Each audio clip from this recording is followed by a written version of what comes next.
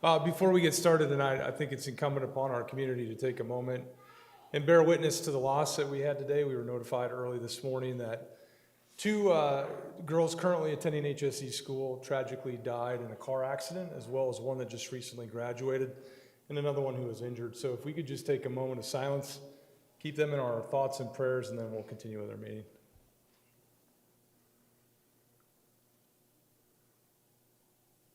Thank you.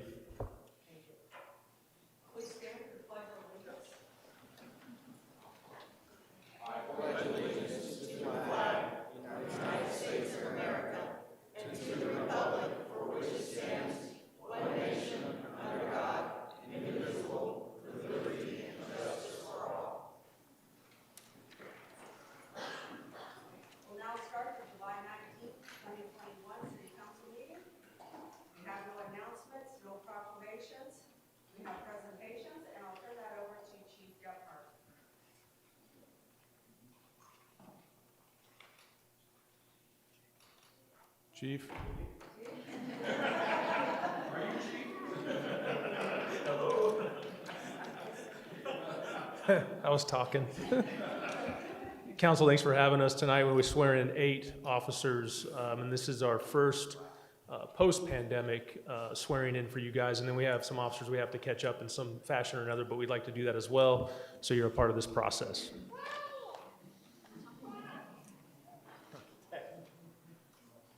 Raise your right hand. I state your name. I, Brennan Jones, Do solemnly swear do solemnly swear that I will support and comply that I will support and comply with the Constitution of the United States of America, with the Constitution of the United States of America, the Constitution and laws of the State of Indiana, the Constitution and laws of the State of Indiana, the laws and ordinances of the City of Fishers, Indiana, the laws and ordinances of the City of Fishers, Indiana, the rules and regulations of the Fishers Police Department, the rules and regulations of the Fishers Police Department, and the Law Enforcement Code of Ethics, and the Law Enforcement Code of Ethics, and that I will faithfully discharge the duties of my office and that I will faithfully discharge the duties of my office as a police officer to the best of my ability. as a police officer to the best of my ability. Congratulations.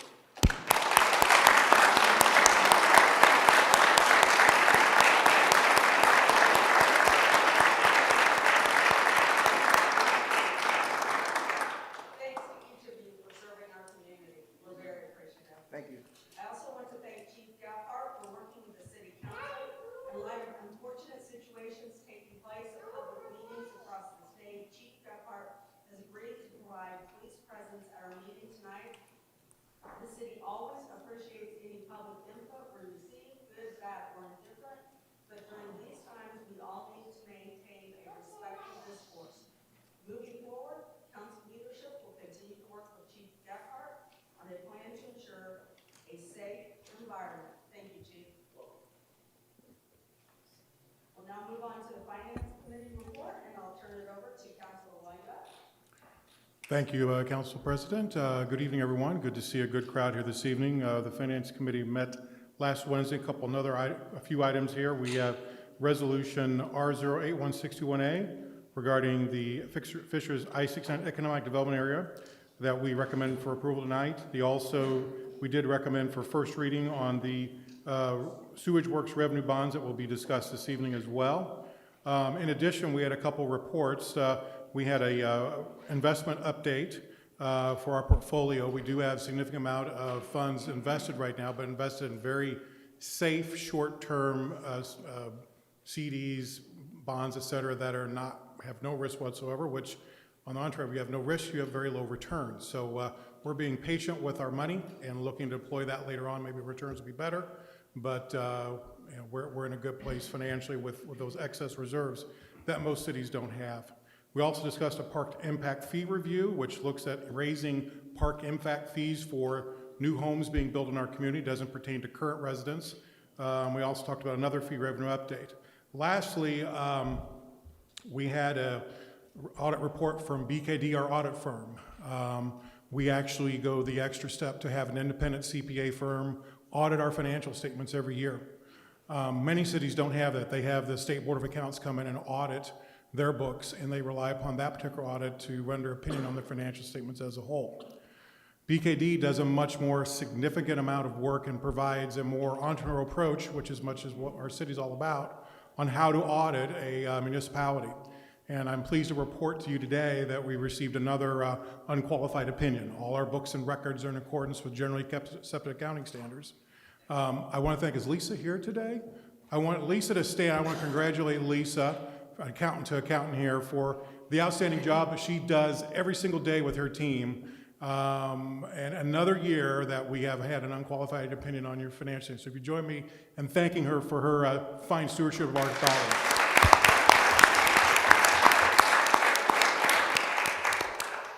That's all I have. Thank you.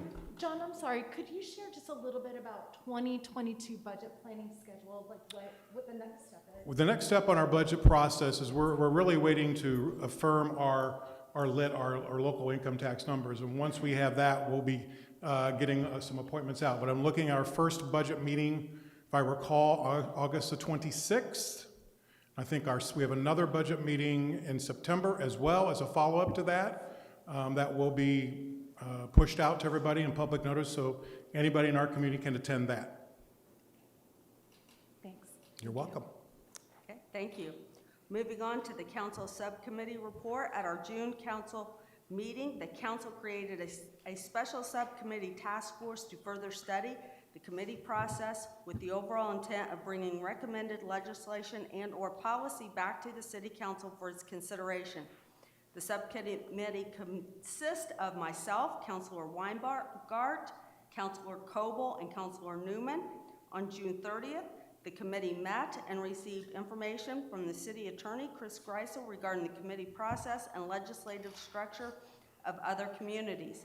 Since that time, committee members have shared their thoughts with Chris and each other, and our committee is in the process of drafting a finalized copy of the policy to bring to council next month for first reading. I want to thank our subcommittee members for their hard work and diligence towards crafting this policy, and we look forward to bringing it to council next month for first reading. I'm going to move on to the health report now. I'm going to ask Public Health Director Monica Heltz to give a health department update to the council. In addition to tonight's report, Monica recently provided an update to the Fishers Board of Health and continues to provide frequent community updates through the health department's website and social media platforms. Good evening. For the record, this is Monica Heltz, Public Health Director. Thanks for having me. I do have a couple of slides today to share.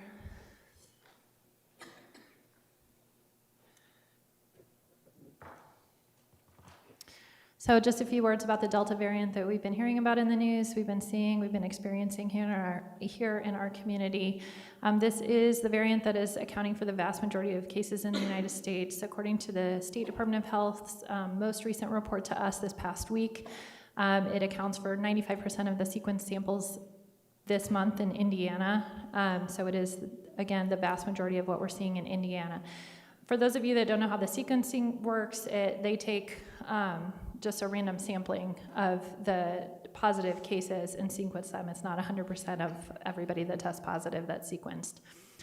We do know that this strain is much more transmissible than the previous strains that we've experienced, up to 2 times more transmissible than what we were experiencing last year and during the winter increase. So it does necessitate a little bit of a retooling to our approach. These are 2 different graphs that our epidemiologist, Josh Robinson, has put together about our case rates. This is not since the beginning of time, so I want you to look at the time scale down at the bottom. July 3rd is the week when Delta variant became the most predominant strain in the state of Indiana. So these are the rates since July 3rd, and these are broken down by age groups. So in the graph on the left, you can see the darker blue line is the under 12 age group, and then they're kind of spread out from there.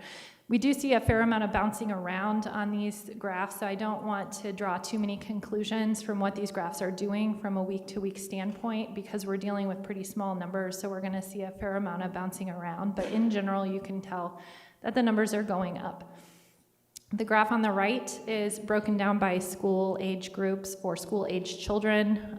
The dotted line in green is how they compare to adults. And again, these are smaller populations, so they are going to bounce around a bit more just because the numbers we're dealing with are going to be more variable. This is our community-wide dashboard that we update on our website. Anyone can view it there on our website. We've had this going since early in the pandemic last year. We are now at over 11,000 residents who have had a positive test at some point during the pandemic. We have seen our case incidence rate, which is one of our key measures that we watch, go up pretty dramatically over the last couple of weeks. So this was recalculated today, so it's an increase again from what we had on Friday at our Board of Health presentation of 2 points. You can see on the graph down at the bottom that our cases are clearly on the rise again. We've seen some ups and downs. We are now at about the point that we were at in around November and around February as far as the cases go, when we were going up and then back down again over the winter. So that's about where we're comparing to as far as the number of cases that we're seeing. We're seeing the percent positivity rates go up too, which is not surprising. We're seeing our testing site utilization go dramatically up. If you guys have experienced that at all over the last couple of weeks, we've increased our staffing. We have done more than 300 tests today, and we've been seeing that increase pretty steadily over the last couple weeks. The good news is, and what's different from the winter, is that we now have vaccines available for the vast majority of the population. Everyone over the age of 12 is eligible for a vaccination. We do know that this is the best way to get forward and to keep our population moving forward through the course of this pandemic. So we have reached 75% on our full vaccination rates for our 12 and up population. So that is of eligible individuals. This is at least 20% higher than the state average, so we're very happy that we are doing so well. We can still do better. We still have 18,000 eligible residents in Fishers who have not yet been vaccinated, and it is very, very important that we get more individuals vaccinated in order to keep moving this forward. We have about 18,000 students or children who are under the age of 12 as well, so that's a total of 30-something thousand people that still need to be vaccinated. Obviously the under 12 can't, but 18,000 eligible residents that could still benefit from vaccination for sure.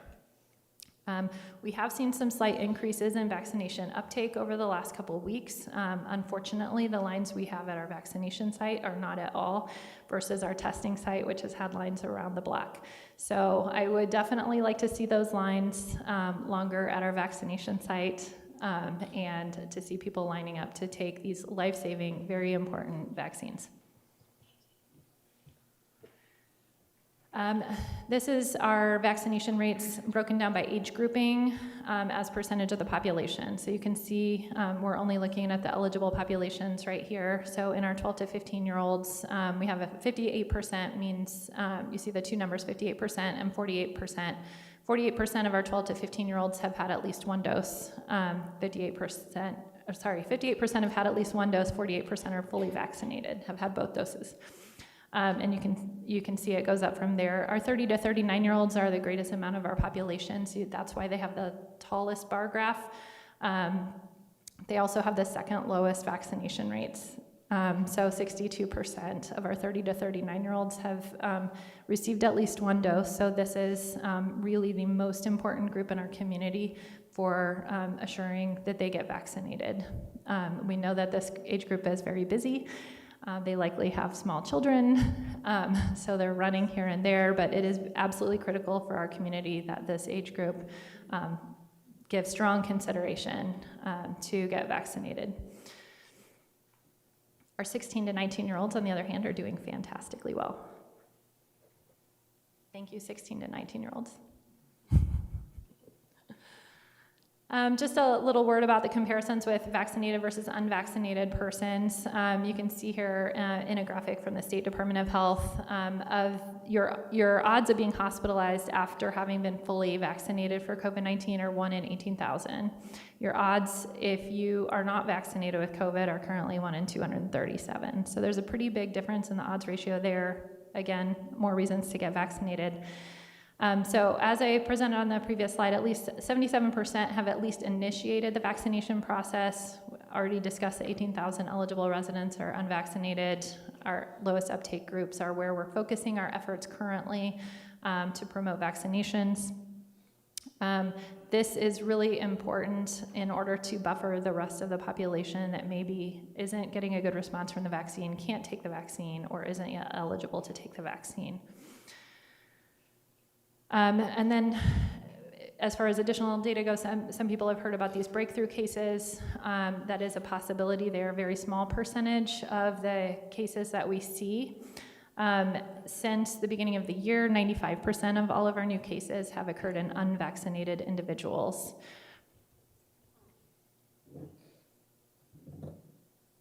That's all I have. Thank you. Okay, moving on to the consent agenda. Item number 7, there are 2 items in tonight's consent agenda. Do I have a motion to approve the consent agenda? So moved. Motion by Pete, do I have a second? Second. Second by Cecilia. All those in favor say aye. Aye. Any opposed, say nay. Moving on to the economic development. R081621B, a confirmation resolution designating certain property as an economic revitalization area.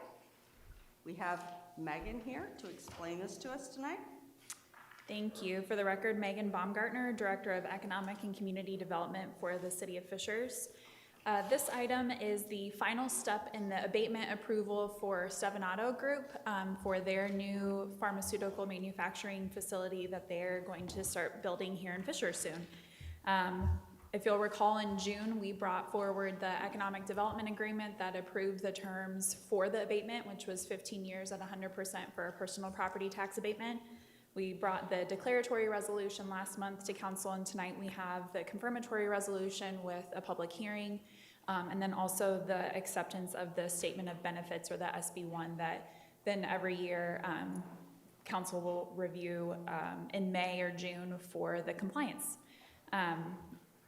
Stevanato is not able to join us from Italy, unfortunately, but I'm happy to answer any questions. Councilor Stoller, any questions for me before we open it up? Okay, I'm now going to open the public hearing. Anyone wishing to speak about the confirmatory resolution, please come forward, state your name and address for the record. You'll be given 3 minutes. Seeing none, I'm now going to close the public hearing. Do I have a motion to approve resolution R081621B? So moved. Motion by Pete. Second. By John. I'm going to open it for discussion. Any comments or questions from the council? Seeing none, I'm going to close the discussion and call for a vote. All those in favor, say aye. Aye. Any opposed? Moving on to item number 10, R081621C, a resolution approving a project agreement with Envoy 106 Fishers. And we have Megan to explain this to us. Thank you. Again, for the record, Megan Baumgartner. Tonight we have a new mixed-use development for council's consideration. This is an exciting project that's proposed for the northern part of Delaware Park along 106th Street and Kincaid Drive, right next to 69. As many of you will recall, over the years, we've had some great companies that we've been able to recruit their corporate headquarters for, and we're excited about this new project adding some additional amenities in this area. The picture here is one of the renderings, and it's important to note as well that council will be able to consider this project as it will require an amendment to the PUD. So this is more just for a demonstration of what the proposed architecture will look like. And again, there will be a further conversation about what the project looks like when the PUD comes forward for that amendment. Just a few quick highlights of this project. It's an anticipated investment of $52 million, which includes 280 multifamily units or apartment units, includes 23,400 square feet of retail, which also includes one standalone restaurant, and then also some new public infrastructure and amenities for the corporate business park. So the developers have focused on creating this park as an amenity, not just for, and the resources with it, not just for their residents, but also for the companies who call Delaware Park home. This is just a map, that upper south or northeast corner of the site, and the yellow box is the approximate area that this development will be located, and then also a concept plan of this. And so we've got about 6 different buildings here. There's a potential that the mixed-use developments along this north side right here might be divided, but again, that'll be finalized in the PUD amendment.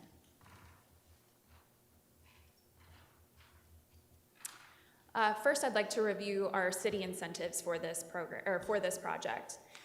We're providing a 100% capture of the TIF, the tax increment financing. So just a quick review for council what that means.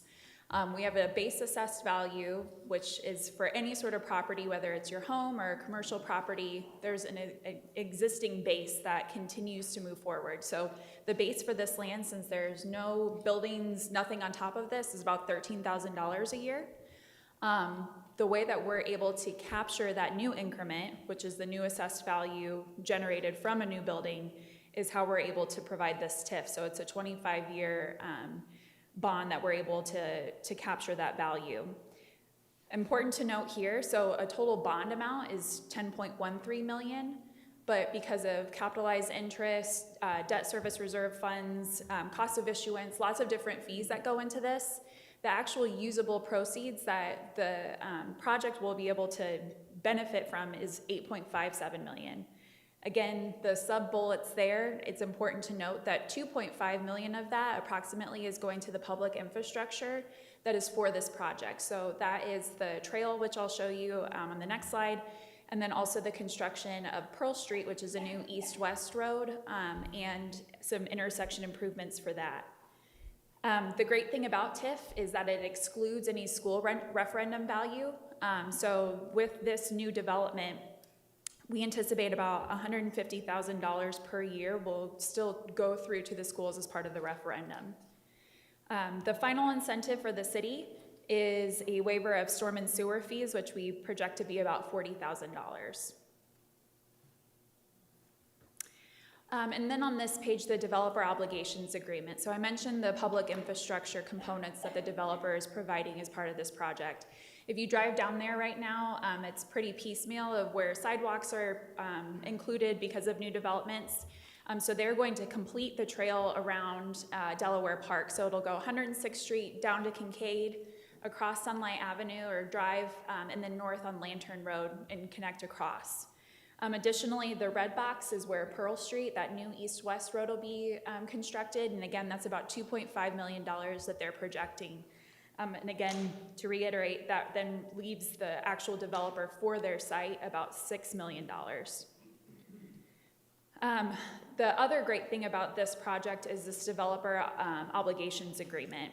So council might recall in some of our other projects, we've done minimum taxpayer agreements where the developer is committing to paying the full TIF, the tax increment financing that's going to essentially pay back the TIF, right? So each year there's taxes that the developer will pay.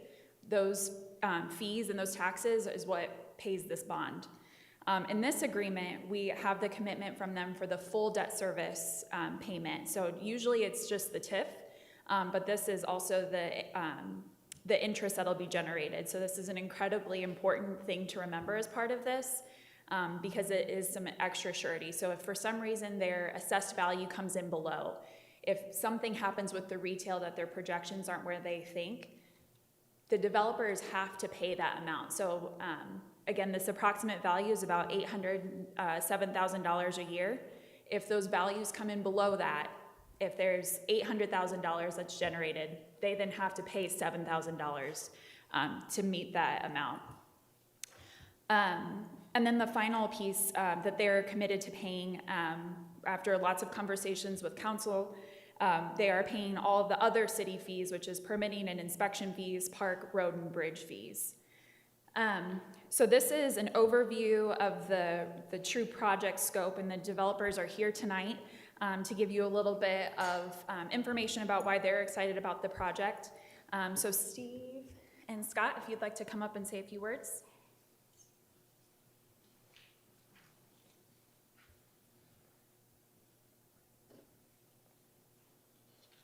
Thank you, Megan. Good evening, members of the City Council. For the record, my name is Steve Harden, and I'm here with Envoys Scott Baldwin. We're very excited to talk to you a little bit about this project tonight. Let's see if I can get this working here. So as Megan mentioned, this is part of the real reason behind this, and the long view that we have with the city leadership is to reimagine Delaware Park. This project was planned and zoned over 25 years ago, back when we used to think all of the industrial buildings should be in one place, all the restaurants somewhere else, and all the housing somewhere else. What we've tried to do here, as we think about all the remaining undeveloped land here in Delaware Park that has the opportunity to have office development, to create jobs and employment opportunities for the citizens here in Fishers, we thought, what's missing? And so we thought of, what are the Googles and the Facebooks of the world doing today? Well, if they were here, they would build a campus where their employees could live, they could walk to work, they could bike to work, they'd have a breakfast place, a lunch place, and a place to go after work. And so that's what we've designed with the Highline project, is to create that mixed-use area on that northern 10 acres here in Delaware Park, and the remaining colored boxes that you see throughout the rest of the site plan show you the approximate land that's remaining to be developed, which has the ability to house about 600,000 square feet of office development, which would be home to approximately 4,200 new employees.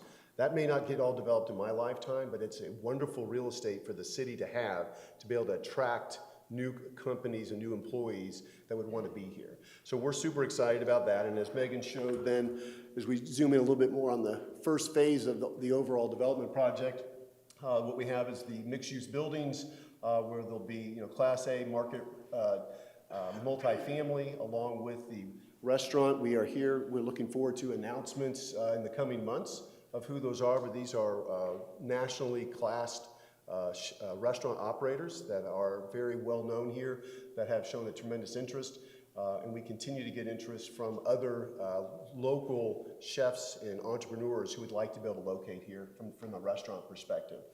Pearl Street then is designed to be a walkable, vibrant area along there. The architecture that we've taken our inspiration from is from kind of the Midwest roots, the brick, the steel, the glass, the wood that you see in these images, and that's resulted then in the renderings that you have in your packets. That's looking down at Pearl Street, looking at the mixed-use building.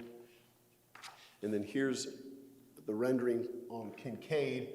And I would like to thank a number of the city council members, particularly for their guidance and discussions over the years.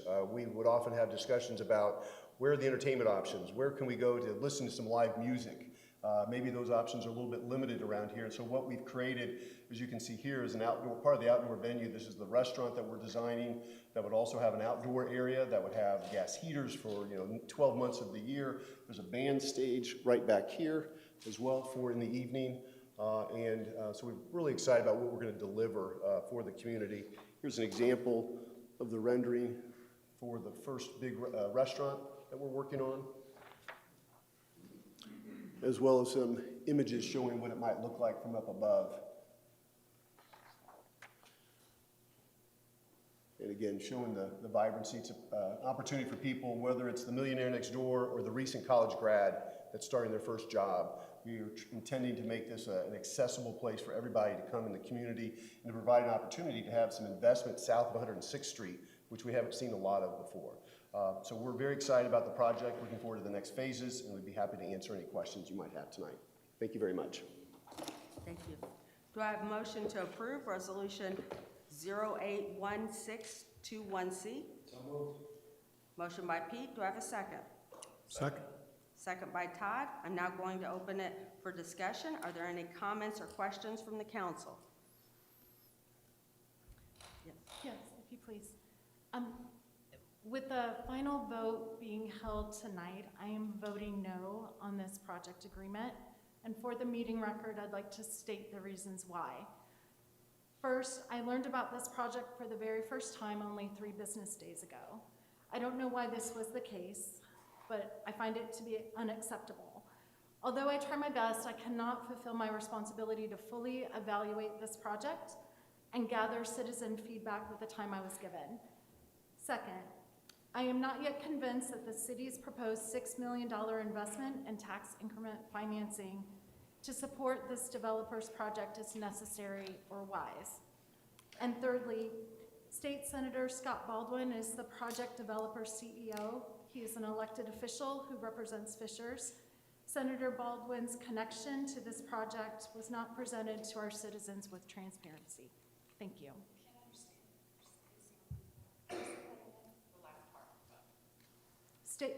Thirdly, State Senator Scott Baldwin is the project developer's CEO. He is an elected official who represents Fishers. Senator Baldwin's connection to this project was not presented to our citizens with transparency. Thank you. Do we have any other comments or questions? We do not have a public hearing on this. You're more than welcome to speak at the comments at the end. This project will also be going through, it'll come back for first reading, and then it will go to the Planning Commission where there will be a public hearing on this project. Is that correct, Chris? Yeah, that's correct. So there'll be a zoning consideration for this project as well that'll go through the public process. So let's be clear here. We're agreeing tonight to the project agreement, but we're not agreeing to the rezone. Correct? Correct. So we have to go through a rezone process, which has not occurred this evening. So I just want to make sure people that do want to have a part of the public hearing, I mean, this isn't going to just happen after we vote this evening. Just make sure you understand that, sir. That, you know, there will be an opportunity for a public hearing. There will also be opportunity for a rezone. So just want to make sure everyone understands that. So we're not just voting this through tonight saying, here we go. We're going to have a process that we're going to go through. Okay? Yes, but the project agreement is for the financial arrangement. That is correct. Yes. We're agreeing to the financial arrangement, but if we don't rezone it, the project doesn't happen. Is that correct? Correct. Okay, just making sure. Now, I'll make a few comments too, if you don't mind. You know, this project, you know, I can't say on the surface I'm a big fan of apartments, okay? I'm comfortable with this just because it adds a number of enhancements to this area. I drive by this area every day. It has been sitting like this for years, and we need, you know, it's an opportunity for us to do something. It does create $150,000 that will go through to the schools. It does create, also we have things in place that guarantee those bonds will be paid and not be a burden to our taxpayers, which I think is really important from a financial perspective. We don't want to be stuck with these bonds. Developers are going to be stuck with these bonds if they don't. They're going to have to pay them if the taxes generated don't generate enough revenue. Correct? Correct. Okay. You know, I look and, you know, I'm a CPA and you know, and I work with a number of lenders, and you look at kind of what I look for. What do you look for in a good, you know, candidate to lend money to? And you need to have good credit, good collateral, and good character. And I look at the developer tonight, and I see good credit, good collateral, but even good character. I know Councilor Vars brought up our senator here about being involved with this project. And you look at his background and what he's done in his career. And let me share a little bit with you about State Senator Baldwin, if I may, so you understand the character of this gentleman, okay? And he's truly a gentleman. He's currently employed by Envoy Inc., a construction firm that's located here in Fishers, has his business here, has his employees here. He's had two projects here.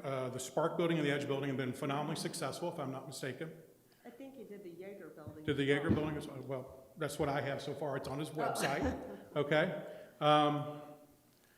Past employment, past services, United States Marine Corps, veteran, United States Army Reserve, veteran, Indianapolis Metropolitan Police Force, retired. He's part of the Metropolitan Drug Task Force, homicide unit supervisor, Hamilton County Sheriff's Office Reserve, Indiana Department of Corrections, and part of a special emergency response team. I look here, he's a man of he's a spiritual man. He has a wife. He's got 3 children. And I look at someone who's like this, who's an entrepreneur in our community, and he's an elected official, and I sure as hell wish there were more elected officials like him. So I'm supporting this project tonight, not only because of the project, but the quality of the people behind the project. So that's my comments this evening. So thank you. I'll make a comment. So when I talked to the developer in June, I learned about the commitment towards sustainability in terms of solar panels, the EV charging stations, and LED lighting. Unfortunately, I didn't see any of that in the project agreements, but I would definitely love to see these in future development projects. I think that is important to the city of Fishers as we continue to grow and have future generations, and of course, it's more sustainable. So that's what I want to say. And I do think that the design components of that will really come forward in the PUD conversation. So I know that that's something that the developers are considering, but I'd say for sure we can look at that at the PUD level too. Okay, I'm now going to close the discussion and call for a vote. All those in favor of approving Resolution R081621C, say aye. Aye. Aye. Any opposed? Nay. Aye. Nay. Did you get that, Jennifer? Okay. Moving on to item number 11, 081621, an ordinance of the Common Council of the City of Fishers, Indiana, authorizing the issuance of sewer works revenue bonds. We have my best friend, Chris Greisel, There you go. and our wonderful controller, Lisa Bradford, here to present this one. Thanks for the kind introduction. Council President Stoller, members of the council. Your best friend's an attorney? Yeah. There's probably some joke to follow that, right? Well, Council President Stoller, members of the council, I'm extremely excited to be presenting before you tonight here with Lisa regarding the acquisition of Hamilton Southeastern Utilities. It's been a long talk for many years about the potential to make the acquisition, and I'm glad to be in a position that we're before you here tonight to talk about where we're at in the process and moving forward in the process. As this council knows, the city owns and operates its own municipal utility pursuant to the Municipal Sewage Works Act. Our utility board, which is our Board of Public Works and Safety, operates, manages, and controls our sewer utility, including all projects, thank you, Lisa, that are incidental and oversees all contracts and agreements with respect to the utility. The city has negotiated and entered into a certain asset purchase agreement with Hamilton Southeastern Utilities, whereby the city is generally acquiring all assets of Hamilton Southeastern Utilities with respect to our Fishers service business area. So Hamilton Southeastern Utilities has other districts or territories concerning Zionsville and Wayne Township in Noblesville, which the city of Fishers is not acquiring. We're just acquiring their service area here in Fishers for a base purchase price of $90 million. The city's making this acquisition, it's important to note, without raising any of the sewer fees for current existing customers. So after this acquisition is complete, Fishers utility payers will continue to make their payment of $31 a month. Hamilton Southeastern utility payers will continue to make their monthly payments of $39.79 a month. This acquisition is not requiring us or forcing us to raise sewer rates in order to make the acquisition. Under Indiana law, the city has to obtain an engineer's estimate before completing the acquisition, which we did. So we hired Commonwealth engineers to complete our engineer's estimate and valuation of the utility. Commonwealth's report came back and evaluated the utility at $151 million. Those are the assets that we're acquiring, the cost and the value to build them new today. After depreciation, that value is about $101.5 million, so well over the value of the purchase price. I'll also tell you that HSC Utilities has a valuation of their utility as well to support the acquisition through the Indiana Utility Regulatory Commission, which we'll talk about a little bit here in a second. And they similarly had a final valuation after depreciation over $90 million. So both reports and valuations support the purchase price that the city's offering today. Can you go to the next slide? Thank you. So on July 13th, the city's Board of Public Works and Safety, again, which is the utility board, which controls the maximum principal amount not to exceed $105 million. And Lisa will get more into the details about the bonds, but the city's been working closely with our municipal advisor, Baker Tilly, to provide a financial analysis to support the acquisition. And in general, markets like to see debt service coverage of revenue bonds around 125%. The city's financial model with this acquisition shows our coverage at 130% when you don't use availability fees, and almost 180% when availability fees are countered into that equation. So our financial analysis also well supports the acquisition and the bonds to be placed in the market.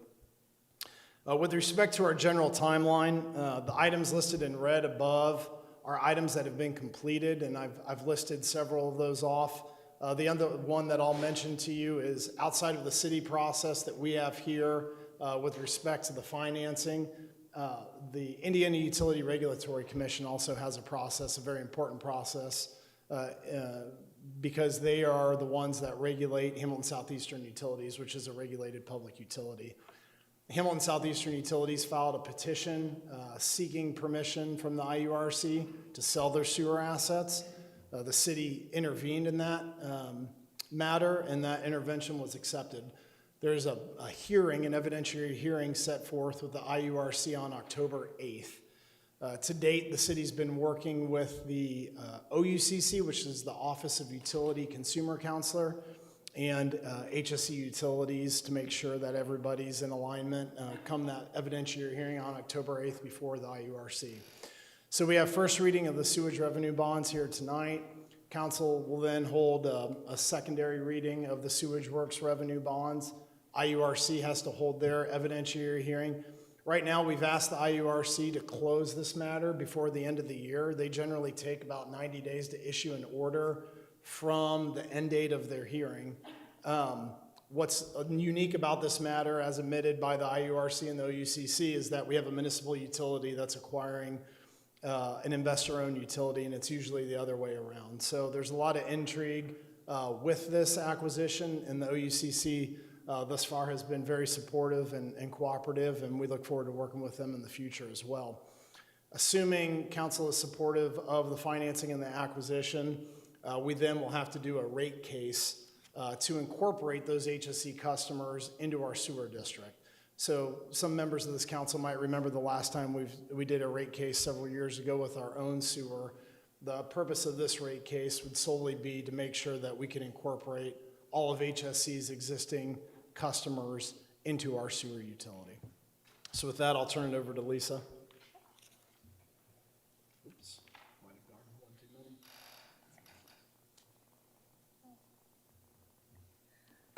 So thank you. I'll just reiterate and talk a little bit more about the actual kind of technical aspects of the bonds. So as we've mentioned, the engineer's estimate and the HSC appraisal exceed the purchase price. And so also the engineer has found no repairs, replacements, or additions are necessary to complete the acquisition. And probably most important, the analysis shows that the current user rates of Fishers and HSC customers are adequate to fund the debt issuance and operate the combined utility. So the financing is a not to exceed amount of $105 million. And again, as you guys may be familiar with our bond pricing, you kind of go up high just to be safe. The purchase price is estimated to be $90 million. So it will not go to the 105. That's kind of a cushion just for security and to make sure we don't exceed the 90 million. We have two bonds currently outstanding for the sewage works that are relatively minor, and just to reiterate, all of our analysis incorporates the continued debt service of these payments into the analysis. So I just want to walk you guys a little bit through what a revenue bond actually is. So most of the bonds that you see before you are general obligation bonds, and general obligation bonds are the good backing of the city. So those are what property tax bonds are essentially. A revenue bond is used to finance projects for any enterprise that's self-supporting. So basically that means the user fees are what fund the debt service. So it's traditionally used to finance water and wastewater projects. So as I mentioned, it comes from the user fees itself. The user is paying the cost of the acquisition. As Chris mentioned, to go out to market, a lot of people like to see, to buy the bonds, a debt service coverage ratio of 125%. That's the number that gets thrown around a lot for people to see. And so as we mentioned, our analysis is higher than that. So we have worked with Baker Tilly, who does the analysis of this. These pro formas are part of what is put out to the market and basically show that we have the needed debt service coverage ratios to pay our debt service and to continue to operate the utility as is, and that the combined utility can be self-sustaining.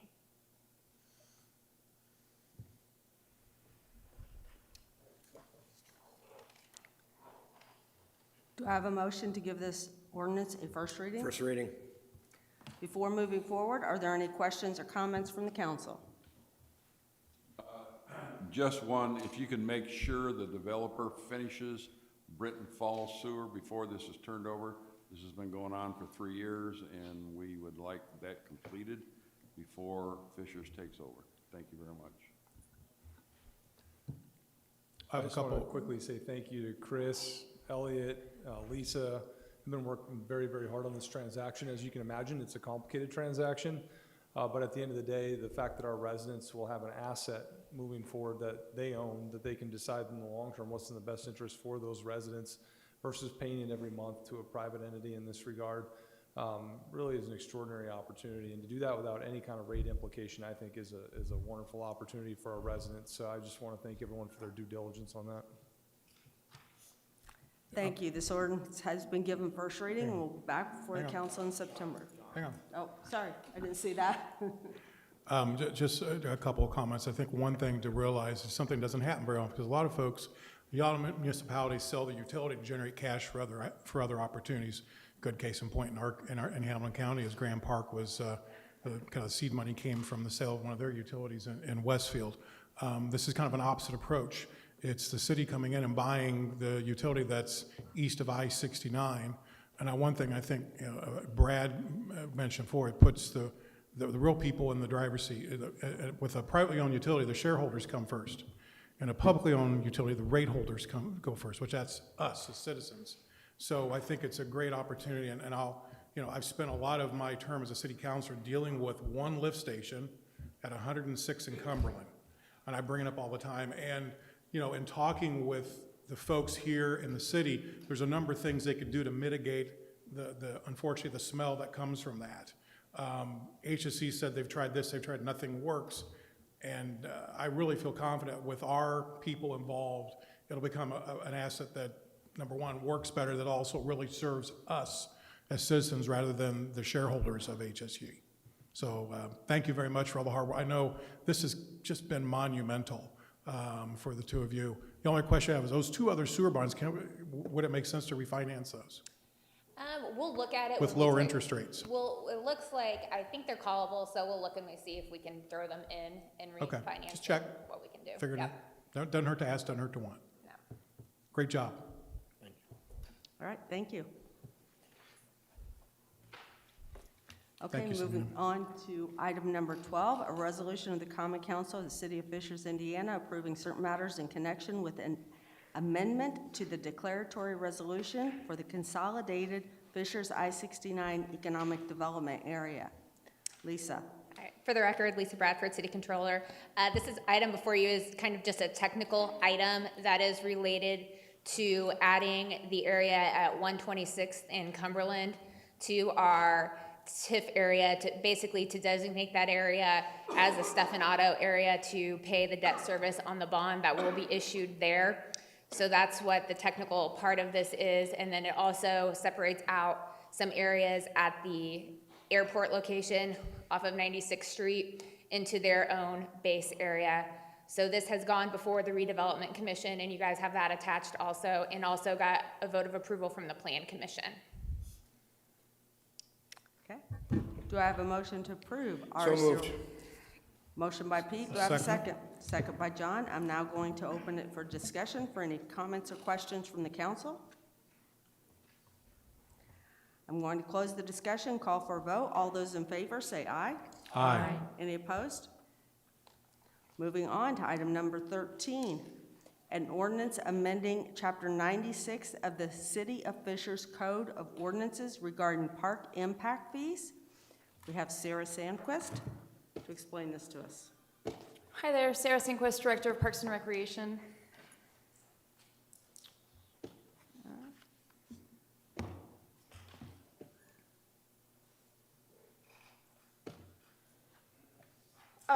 I am here to talk about the park impact fee update. This is a update that we do every 5 years as a requirement of our Parks Master Plan.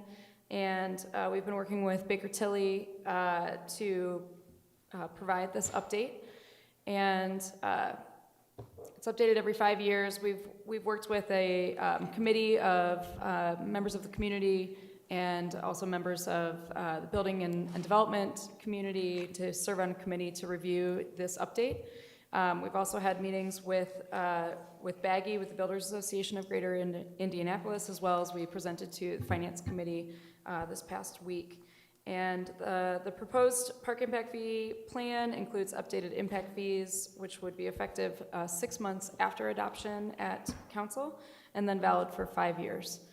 The fee calculation is based on a 10-year planning horizon that we then look at every 5 years and make adjustments for. And things we look at are the current and future population and the trends of that, trends and benchmarks locally and nationally in regards to park amenities on appropriate levels of service. And then the percentage of build out that's still remaining in Fishers, just a few things that we took into account on the new fees. So the previous fees that are currently in place are $1,667 per single family unit and $1,234 per multifamily unit. We are recommending that those increase to $3,492 per single family unit and $2,096 per multifamily unit.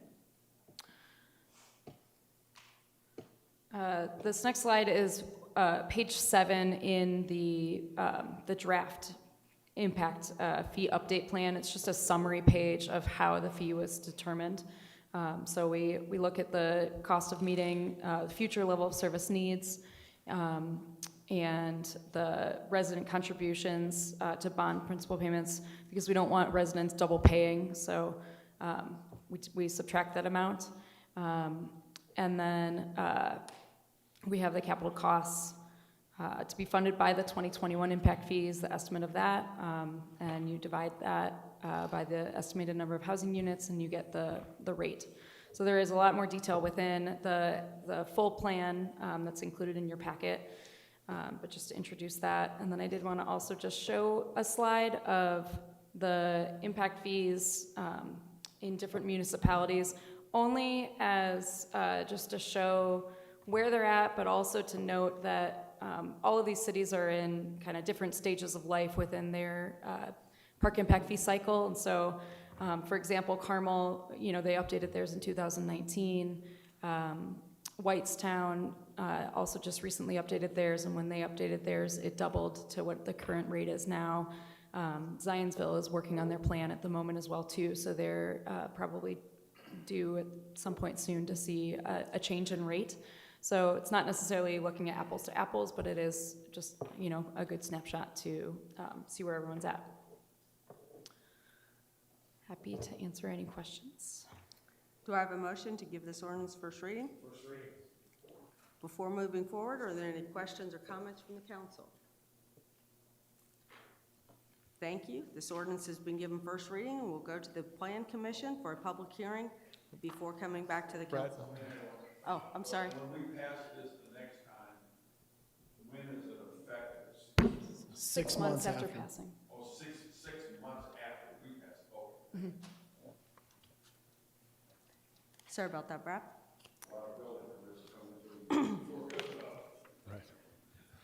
Okay, moving on to item number 14, 071921, consideration of a rezone of 60 acres. We have Megan Schaefer here to explain this to us.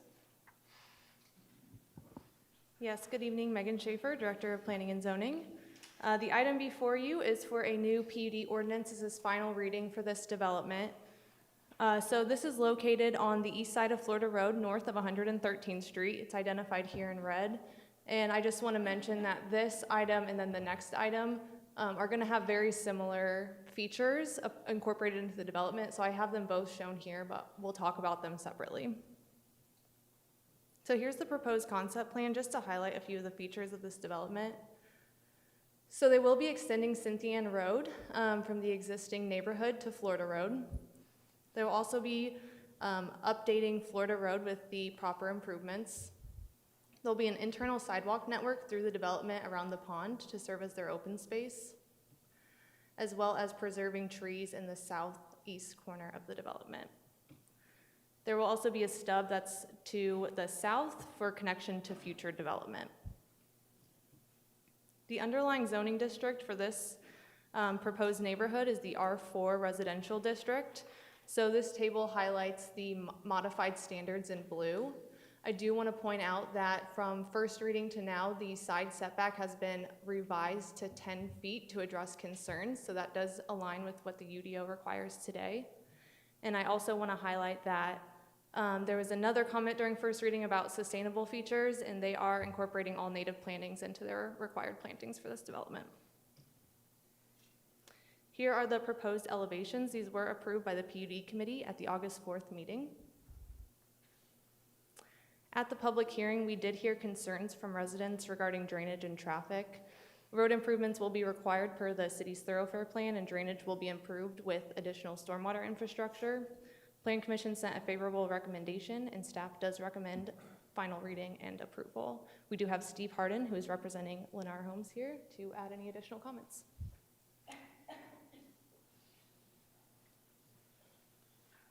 Thank you, Megan. Good evening, Madam President, members of the City Council. For the record, my name is Steve Harden. I'm a partner in the law firm of Fagery Drinker, and I'm pleased to be representing Lennar here this evening. With me from Lennar is Craig Jensen and Tony Bagato, if you have any questions for them. And Megan did a great job. I really don't have anything more to add other than it was unanimous approval from the PUD committee and favorable recommendation unanimously from the Plan Commission. And we'd be happy to answer any questions you have.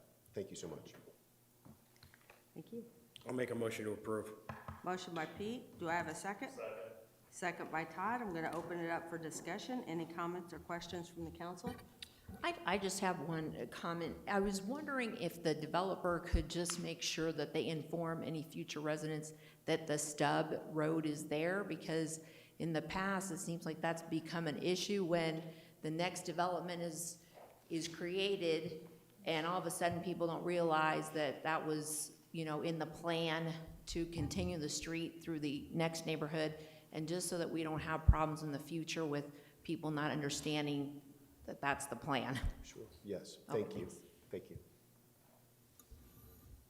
I'd like to echo Cecilia's comment just about overall communication with the neighbors in this area. There's a lot of activity happening to this particular corner of our community, and a lot of residents that have lived there for a while. And I just recommend just better communication and outreach and thoughtfulness. Oh, and I'm sorry, I do have one last question, if I may. Megan, can you share a little bit more specifics about traffic and drainage keep coming up as we look at new development in this area? Can you share a little bit more specifics about how those two important issues will be addressed? Yeah, so the city has a thoroughfare plan that's part of our Fishers 2040 update. So that plan highlights any future road needs. And so this is kind of a snapshot of this area and our future development for our public right-of-ways. So the roadways identified in blue are completed projects. The ones that are highlighted would be those that have funding, and there's a timeline for, but maybe are under construction or planned to be constructed. And then the red areas are unfunded projects, but are future projects. So based on the analysis done by both our traffic consultant and then our in-house city engineering department, they have identified what the road improvements that are needed in this area, and we're confident that what's shown here would address those road, I guess, infrastructure concerns. From a drainage standpoint, anytime a new development comes in, there's drainage infrastructure that goes in that wasn't there before, and so it will most likely, I mean, there's always cases where it wasn't constructed properly, but it should be improved as there's new storm infrastructure that will drain to detention ponds in the area, and so overall the drainage should be improved in this area. Okay, and if I may, a follow-up on the roads. I'm seeing the developing projects. Can you share any estimated time frame for those? Yeah, so and this adds a little complication, so I'll show the first one first. But you can see, and let me try to zoom in here.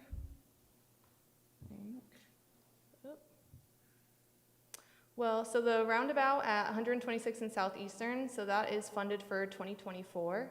The roundabout at Southeastern and Cynthiana is funded for 2022.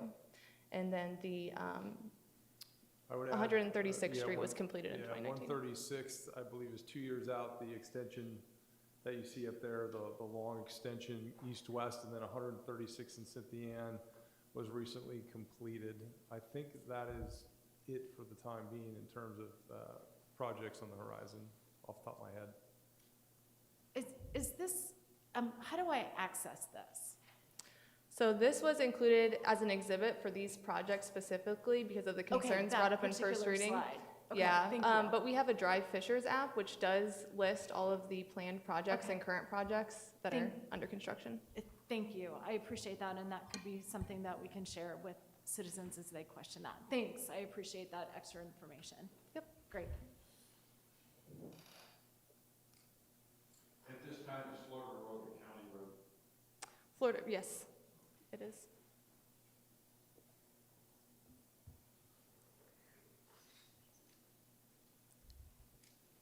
Okay, I'm now going to close the discussion and call for a vote. All those in favor of approving ordinance 071921, say aye. Aye. Any opposed? Moving on to item number 15, 071921A, consideration of a rezone of 107 acres, and Megan will be presenting this as well. Thank you. Yes, thank you. So as mentioned, this is a development in the same area. This is the Cove at Thorpe Creek, which is a proposed maximum of 192 single-family residential lots to be developed by Fisher Homes. So again, just to highlight some of the features of the development, they'll be working with the previous development to extend Cynthiana Road to Florida Road, also making the necessary improvements to Florida Road. Additionally, they'll be preserving trees along Thorpe Creek and also providing a public access easement for a future trail in this area. And they'll also be constructing a portion of the Geist Greenway segment on their property. So lots of public infrastructure that'll go in with this development. They will also be stubbing to future development to the south. So I just want to highlight the pedestrian connectivity for this development. You can see here all of the different sidewalk and path networks. Each of them are identified with a different color just based on the width. So as mentioned, the Geist Greenway here in green, they'll also be providing a connection in common area, so off of any private property from the Geist Greenway to Florida Road, which gives the existing residents of Welch Hill Springs direct access to that greenway, so great connectivity there. And then, as always with any development, they'll be putting in the internal sidewalks and then the paths along Florida Road. This development is broken up into 3 segments. So the first one is called the Grand Estates Collection. This is an extension of the existing Thorpe Creek neighborhood. I will mention that Thorpe Creek HOA is supportive of this extension, so they did hold a neighborhood meeting with these residents, and they're supportive of that. Again, this follows the R3 residential zoning district. The modifications are shown in blue. As with the previous development, the side yard setback has been revised to the 10-foot to match the UDO, as well as all plantings will be native species. The second section is the designer collection. This is targeted towards the move-up home buyer. This follows the R5 residential district, so a little bit higher density. And you can see the proposed elevations here. These were all approved at the PUD committee meeting on August 4th. And then the last section is the patio collection. This is targeted towards an older demographic, still following that R5 residential zoning district. The same concerns were heard at Plan Commission regarding drainage and traffic in this area, so I won't go over those again. But Plan Commission did send a favorable recommendation to City Council, and staff is supportive of this request. I'll just ask if Steve Harden has any additional comments on this. Do I have a motion to approve ordinance 071921A? Motion by Pete. Do I have a second? Second. Second by John. I'm now going to open it for discussion. Any comments or questions from the council? Does Steve have any comments? Oh, I'm sorry. I'm sorry. The only comment I have is I did tell Jen Matthews, the HOA board president from Thorpe Creek, that we would thank her and her board for working with the Fisher Homes team, and we appreciate their support. And she was here at the Planning Commission public hearing and spoke in favor of the project. And with that, we'd be happy to answer any questions. Brad Kreiner and Jason Wisniewski are here from Fisher Homes, so we're happy to be here. Thank you very much. I'd like to thank Steve Harden, Fisher Homes, and Lennar Homes for working with me for the last month on some situations that we were very concerned about, and I want to sincerely thank all three of you for getting that accomplished. Thank you very much.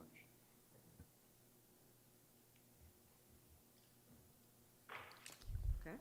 I'm now going to close the discussion, call for a vote. All those in favor of approving, say aye.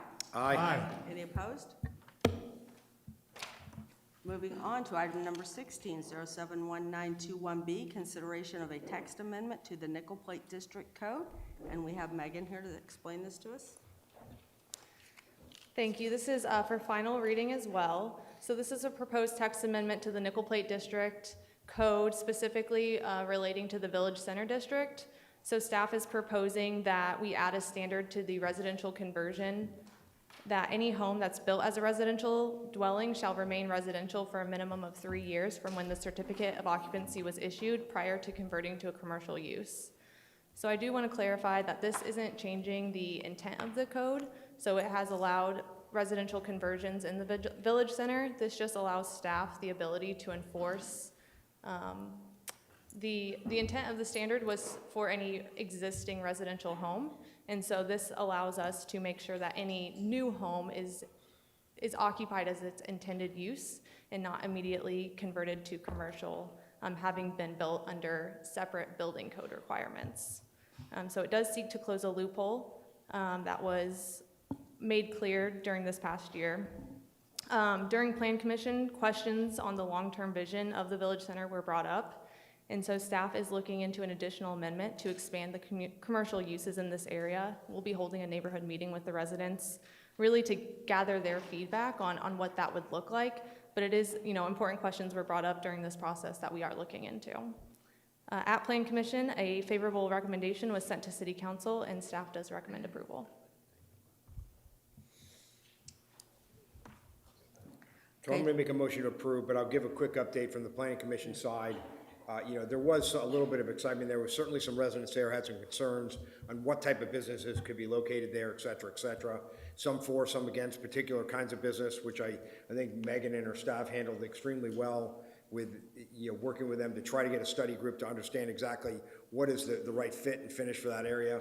This particular item, had one particular developer who had some consternation with it, although in another meeting, which we had separately with him, after he went way over his allotted time at the public hearing, we discussed with him that we're not prohibiting him from coming back and trying to do the things that he may want to do. He just has to come back through the variance process. And this does not change any of that. So for a developer or someone who wants to do a particular project in that Nickel Plate District area where they do have a process to go through a variance to potentially get a type of business in there. and that's just the way they go. What it really is gonna do, as Megan has indicated, is close a big giant loophole from people getting around paying some impact fees, et cetera, and building those things to building standards, ADA standards, parking standards, public health and safety standards, everything that goes around that, ingress, egress in and out of the building, et cetera.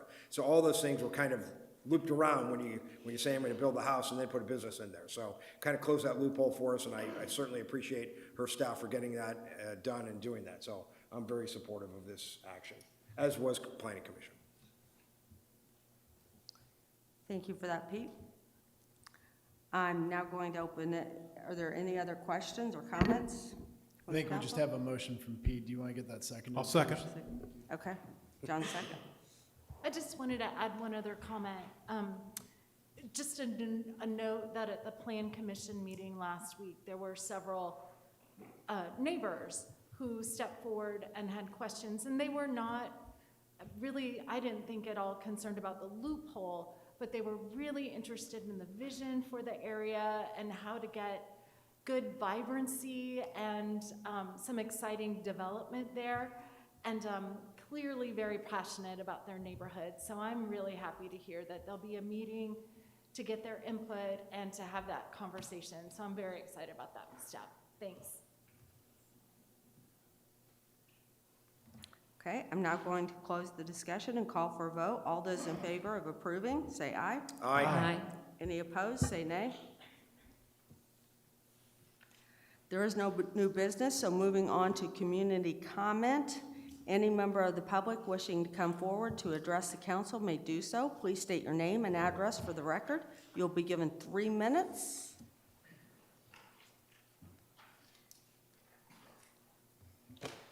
Hi, my name's David Giffel, and I live at 10736 Pine Bluff Drive, Pine Bluff Overlook, and that's about a mile from the new $52 million proposed apartment complex.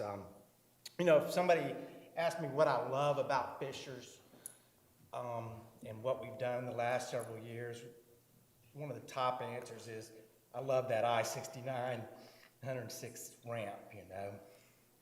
I personally don't have a problem with driving by that field. Just I kind of, living in the area so long, we have where the Marsh and Staples is, that's half empty right now. So, I'd like to focus on that rather than building new retail and things like that. I like the buildings, the Stanley building and the new buildings that are going there. That was the promise made to us, was that back in the day. I don't like this apartment complex going in, especially the $10 million incentive. My thought is, I sell plastic. So when the supply is short, demand is high, we raise the price. So why not just, if they're luxury apartments, charge a little extra and let's do this organically. So that's pretty much all I have to say today. Thanks, guys. Thank you, Dave. Do we have anyone else? Yes.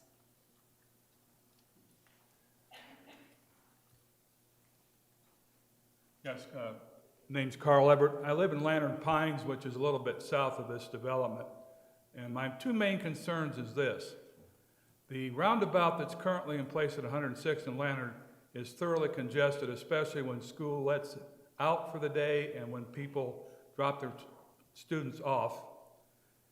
Having that corner occupied with another development, the infrastructure must be addressed first, and it should be up to the developer to do the infrastructure. We are always running behind the 8 ball when it comes to infrastructure. And you start putting more people and more dense in a small area, Lantern Road is nothing more than a racetrack right now. After 96th Street was built, that took some of the load off, but people that live there, Covington Estates, they can't even get onto Lantern Road for that very reason. So I think it's time that those issues are addressed, and it should be taken into consideration. If you're not going to use any type of widening or whatever else, I don't think that ramp at 106th and 69 can take another lane. And that's my main concern. We want to be able to get to someplace, but the area being what it is, we've got apartments now, a lot of which have no occupancy. We've got retail that's on the other side of 106th and the interstate that's vacant. We're subsidizing things and getting nothing in return, and I don't want to see another project done that way also. Thank you. Thank you. Do we have anyone else wishing to speak? Seeing none, I'll now close the community comment period. And with that, I'll call for a motion to adjourn. Thank you.